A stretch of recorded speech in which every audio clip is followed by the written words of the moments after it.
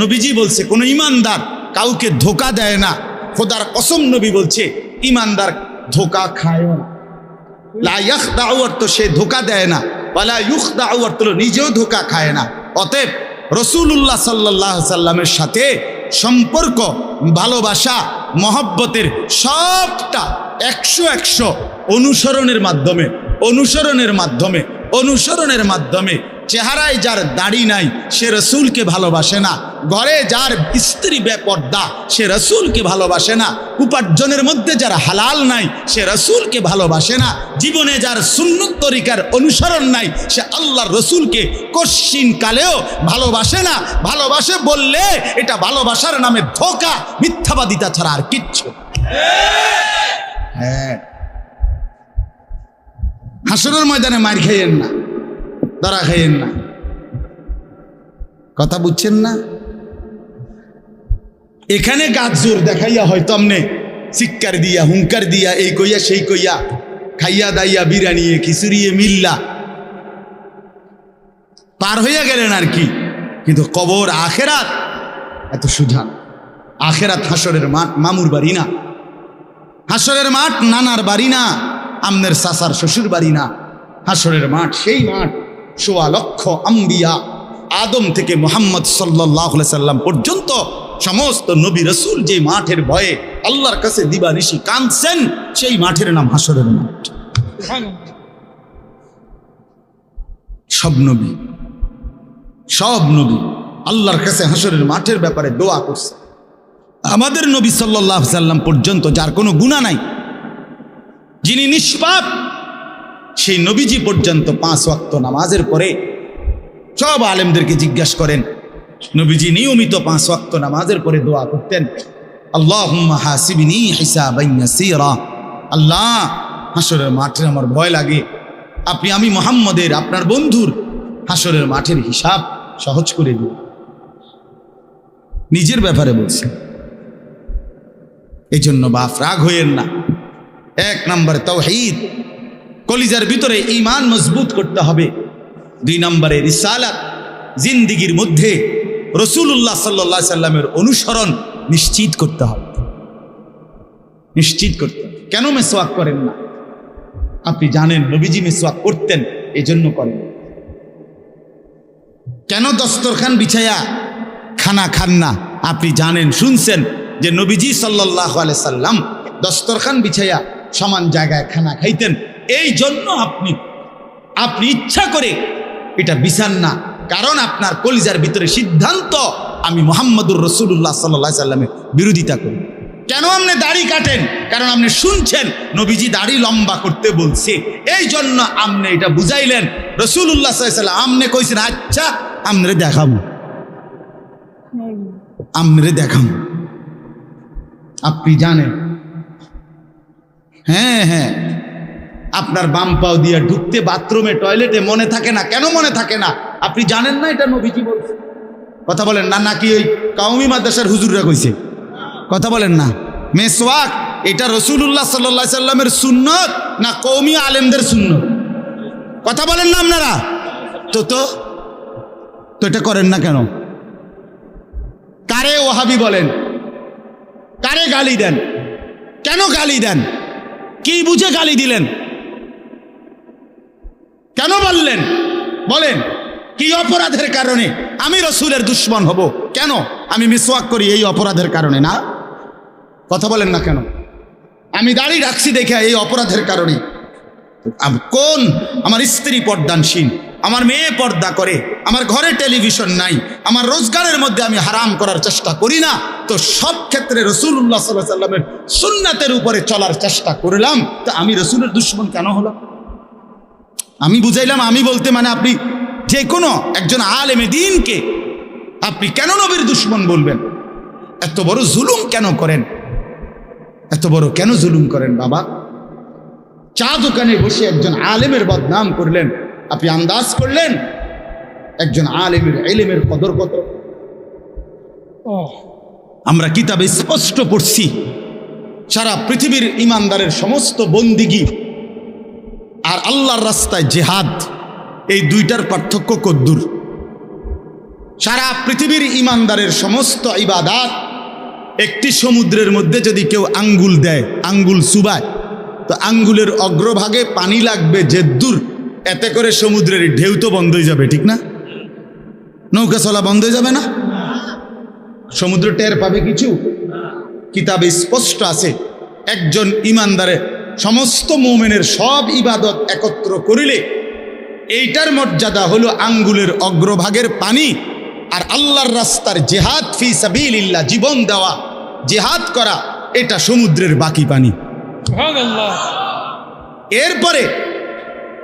এরপরে লিখছে যে সমস্ত ইবাদত এবং আল্লাহর রাস্তার যুদ্ধ, এইটাও এবার একসাথ করেন। এই সবটা এবার ইবাদাত এবং কি জিহাদ সবটা একত্র করিলে আঙ্গুলের অগ্রভাগের পানি, খোদার কসম, আল্লাহর কসম, এলেম, কোরআন সুন্নাহর এলেম, এইটা সমুদ্রের বাকি। বিশ্বাস করে এবার বলেন, এক আলেমে দ্বীনের কদর করে আপনি কারে টিটকারি করলেন? কারে? আবার আপনার মসজিদের ইমাম ৬,০০০ টাকা বেতন দিয়ে আপনার চোখে লাগছে না? বেটার বেতন কম। হ্যাঁ, বেটার বেতন কম তো আপনি না কম দিচ্ছেন?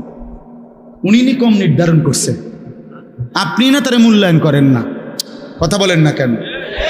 আমাদের সমস্ত একটা স্পষ্ট কথা খেয়াল করেন, যদি এক সমস্ত মুসলমানের টার্গেট হইতো যে আমি প্রত্যেক বিষয়ে আল্লাহর কোরআন রসুলের সুন্নাত মোতাবেক চলবো, তাইলে এই পৃথিবীতে মসজিদের ইমামের চাইতে ব্যস্ত জিন্দিগি আর কেউ পালন করার কথা ছিল। মহল্লার সমস্ত মানুষের ঈমান, ইসলাম, আখিরাতের সমস্ত দিক নির্দেশনা সারাক্ষণ ওনাকে দিতে হইতো, তখন ওনার কদরও হইতো অনেক, তখন ওনার বেতনও হইতো অনেক, ওনার হাদিয়াও হইতো অনেক। কিন্তু আমাদের কলিজার ভিতরে আখিরাত লাগে না মনে হইছে, কোরআন তিলাওয়াত লাগে না, রসুলের সুন্নাত লাগে না, মেয়ের বিয়েটার মধ্যে নবীর সুন্নাত কি এটা জানার দরকার নাই, ছেলের বিয়েটার মধ্যে নবীর সুন্নাত কি এটা জানার দরকার নাই। ওই হদ্দার মাতব্বর মিল্লা তারা ঠিক করছে বিয়েটার মধ্যে চেয়ার হইব 200, টেবিল হইব মোট 30টা, গেট হইব একটা 70,000 টাকা দামের গেট, হাইয়েস্ট গাড়ি যাব 60টা, প্রত্যেকটার মধ্যে বেড়া বেড়ি মিল্লা বইব 14 জন, তো 5টার মধ্যে 5, 14, 70 জন। এরপরে দিয়া গেটে দিব 2000, বাজে খরচ হইল 3000, এই হইল 5000। এগুলো হইল হিসাব। আর হুজুরিরা আইয়া কইয়া গেছে রবিবারে মাইয়াগার বিয়া, দুপুরে দুগা ভাত খেয়ে যাই। বুঝেন নাই? কিন্তু যদি সে জানতো যে রাসূলুল্লাহ সাল্লাল্লাহু আলাইহি সাল্লামের 4টা মেয়ে নবী বিয়ে দিছেন, আমি সেভাবে রসুলের মেয়ে যেভাবে বিয়ে দিছেন আমি আমার কন্যাকে সেভাবে বিয়ে দেব, তাইলে তো ইমাম সাহেবের কাছে উনি আগে আসতো, ঠিক কিনা বলে? আলেমের কাছে আগে আসতো। কিন্তু ওই যে ওনার তো এটা দরকার নেই। কি আপনার বাড়িতে 3 দিন ধরে ডেক সেট বাজে? হ্যাঁ হুজুর, আসলে কিতা করব, শরম দিয়ে না, ফোলাইনে আউশ করছে, ফোলাইনে শখ করছে। হায় রে আল্লাহ, হায় মুসলমান, এইভাবে রাসূলুল্লাহ সাল্লাল্লাহু আলাইহি সাল্লামের হুকুমকে, সুন্নাতকে গলা টিপে হত্যা করলেন। নবীজি নিজে বলছে না, আপনারা কতবার শুনছেন, নবীজি বলছে বিয়ে আমি রাসূলের সুন্নাত, বলছি কিনা বলেন? আবার বলেন বলছি কিনা? তাহলে যার সুন্নাত তার মতো হইতে হবে না? তো রাসূলুল্লাহ সাল্লাল্লাহু আলাইহি সাল্লামের সুন্নাত বিয়ে, তো বিয়ে নবীজি সাল্লাল্লাহু আলাইহি সাল্লাম বিয়ের মধ্যে গায়ে হলুদ, ডেক সেট, এই লম্বা গেট আর গাড়ির মধ্যে ফুল, এই সব। আমি অনেক সময় অনেকেরই জিজ্ঞাসা করছি যে ভাই বিয়ে কার, বিয়ে কার? কইছে ওনা। আমি কইতে ফুলকে লাগাইছেন গাড়ি, বিয়ে তো প্রাইভেট কারে করানো হয়েছে।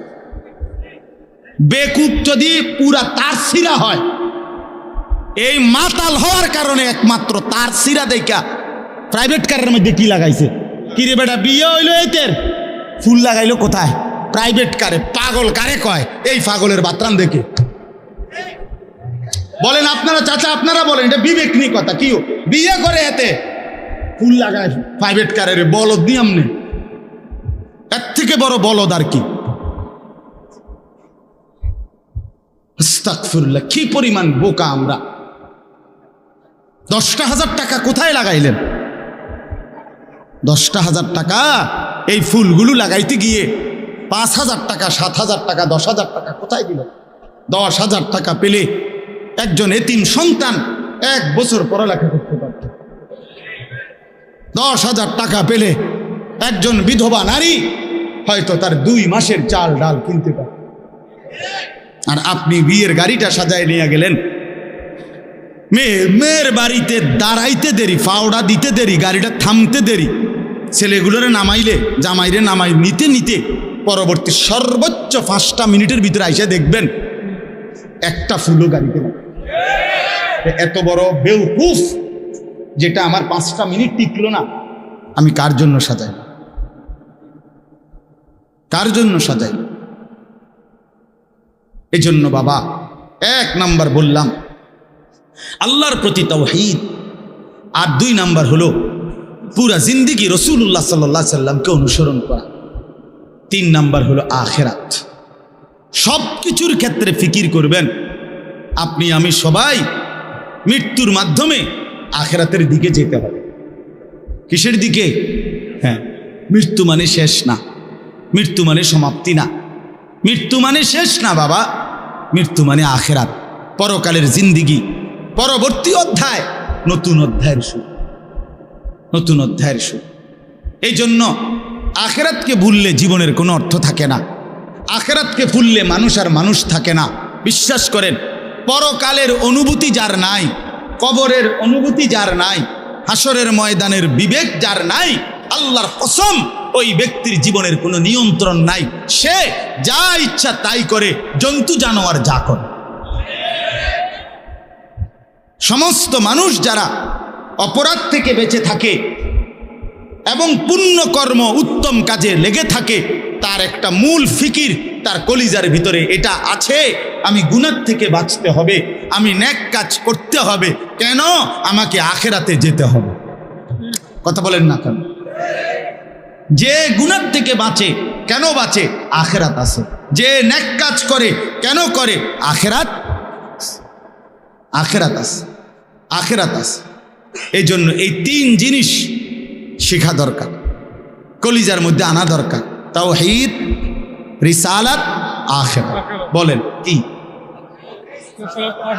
তাওহীদ মানে লা ইলাহা ইল্লাল্লাহ, বলেন। রিসালাত মানে মুহাম্মাদুর রাসূলুল্লাহ, আর আখিরাত মানে পরকাল। এখন আসেন শেষ অংশে। আখিরাতের এই পুরা আখিরাতের পরকালের জিন্দেগিটার উদ্বোধন, শুরু মৃত্যু। মৃত্যুর মাধ্যমে শুরু হয়। এই আমি শুধু যে আয়াতটুকু পড়ছি আপনাদেরকে শুধু তর্জমা শুনাই। আল্লাহ তাআলা বলেন, দুনিয়ার জীবনে, এই অল্প একটু আর দুনিয়ার জীবনে যেই মানুষটা আল্লাহর নাফরমানি, অবাধ্যতা, রাসূলের বিরোধিতা, কোরআন সুন্নাহর বিরোধিতা, আল্লাহর হুকুমের বিরোধিতা করে কাফের, মুশরিক, বেঈমান, নাফরমান, পাপী হয়ে জিন্দেগিটা কাটাইছে, আল্লাহ তাআলা বলেন তার আখিরাত যে কঠিন হবে এটার প্রথম প্রমাণ হলো তার মৃত্যুর মুখে গিয়া আজরাইল, মালাকুল মউত যখন আসবে, আল্লাহর কসম আল্লাহ বলেন তার মৃত্যুর যন্ত্রণাটা হবে অত্যন্ত ভয়ানক। এটা দিয়েই শুরু হবে। সে মালাকুল মউত আজরাইলকে দেখেই আর তার রুহু কবচ দেখেই সে বুঝে ফেলবে তার পরবর্তী স্টেজ বড় বিপজ্জনক, তার সামনের জিন্দেগি বড় বিপজ্জনক।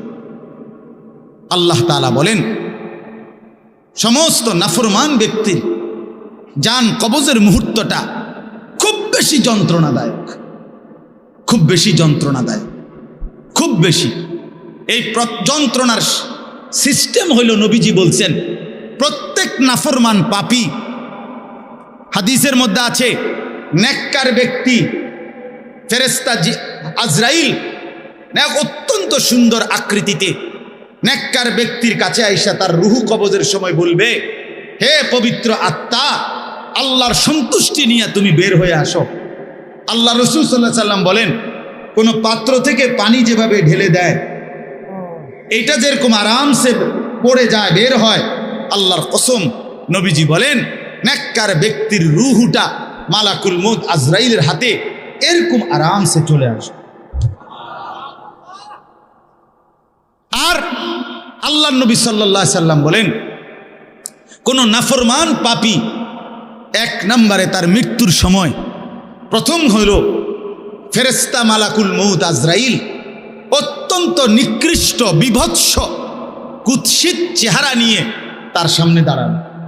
আমার কাছে আরবি কিতাব আছে, ইমাম কুরতুবির কিতাব আত-তাযকিরা, এই কিতাবের মধ্যে আছে ইব্রাহিম আলাইহিস সালাম একবার আজরাইলকে বলছিল, আজরাইল, কোন নাফরমান পাপী ব্যক্তির যে সময় জান কবজ করো তখন তুমি যেই চেহারা নিয়ে তার সামনে দাঁড়াও ওইটা আমার একটু দেখাও।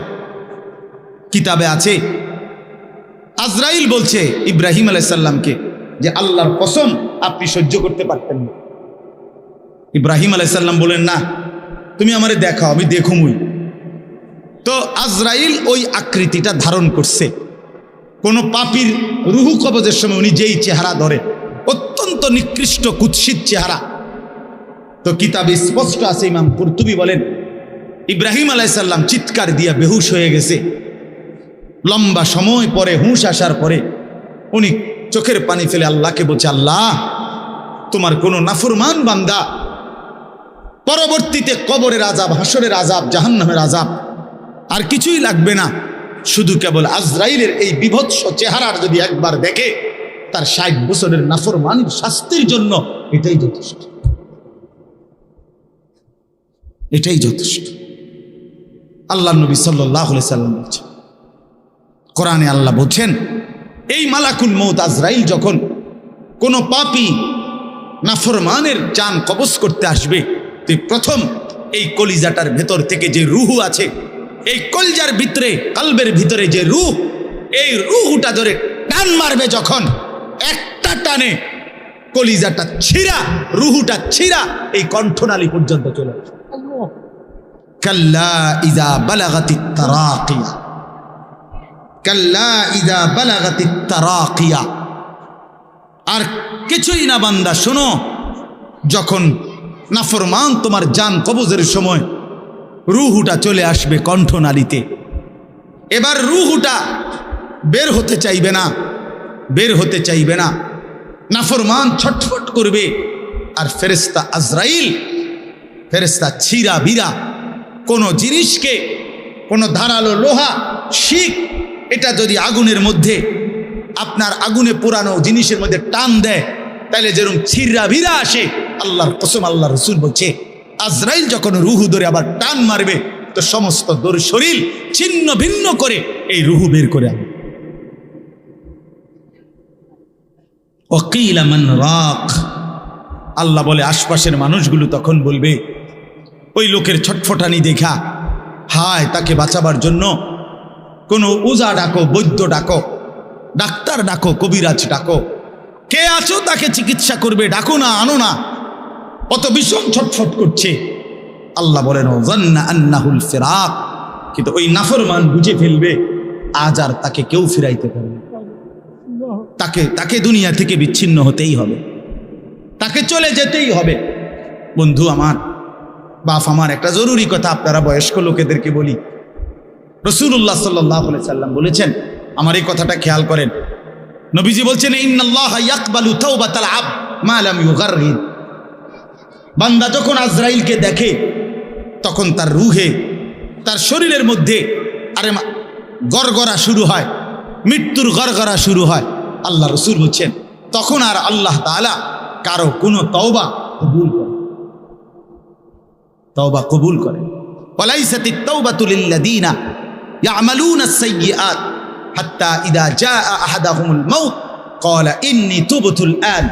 আল্লাহ বলেন যে মৃত্যু পর্যন্ত নাফরমানি করে গেছে, যখন মৃত্যুর মুখে আজরাইল আসছে, এখন বলতেছে, আল্লাহ, আমি তওবা করলাম। আল্লাহ বলেন, ওয়ালাইসাতিত তাওবা, এমন তওবা আমি আল্লাহ গ্রহণ করব।